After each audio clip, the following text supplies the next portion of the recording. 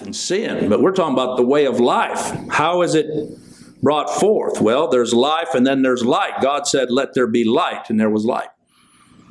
That's what it takes for us to see Christ, to come to Christ. It takes life and light. If you look in John chapter 1, I referred to it, but I want you to see it. Because here, and again, all of this stems off of this letter of the Hebrew alphabet that we're looking at here, Chet. It's life and it's light. In the gospel here, according to John chapter 1, in the beginning was the Word, and the Word was with God, and the Word was God.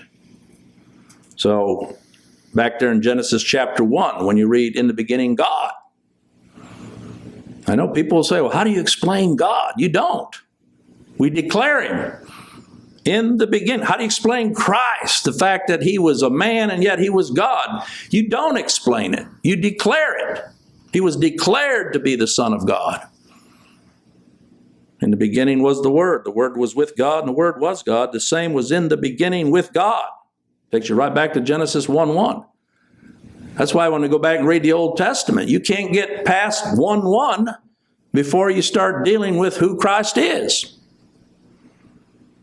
It says, all things were made by Him, and without Him was not anything made that was made. In Him was life. There it is. And the life was the light of men. Now, light can shine and men not see it because they're blind.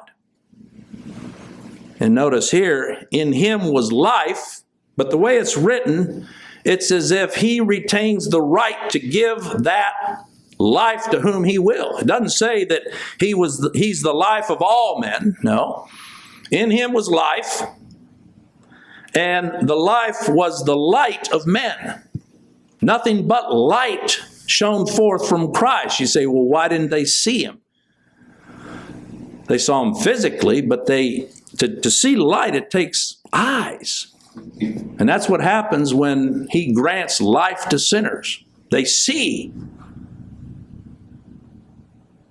But as far as until He gives that life to see, verse 5, the light shineth in darkness, but what? The darkness comprehended it not. I don't care.